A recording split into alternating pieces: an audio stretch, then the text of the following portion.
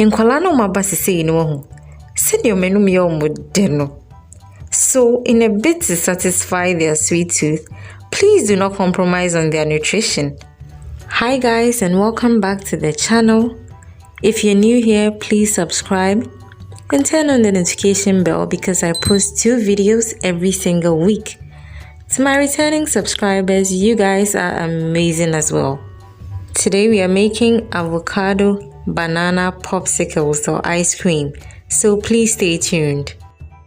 For this simple no-cook recipe, I'll be using half of a medium-sized avocado, 2 medium-sized bananas, a tablespoon of honey, and some milk. Any age-appropriate milk is fine. You can also use yogurt if you prefer. So in my blender, I'll put in my avocados, bananas, honey, and of course my milk. And all I'll have to do is blend into a very smooth, runny mixture. So this is what I'm going for. Not too thick, not too light.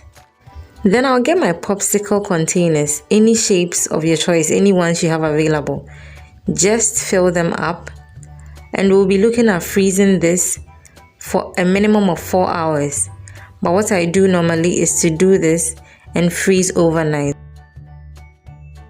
Very simple, isn't it?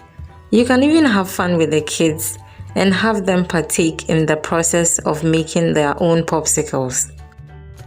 So if you're a Ghanaian, I am very sure you know the abele containers. Or do they even call it abele walls in Kumasi? You could also use those ones if you have them available at home.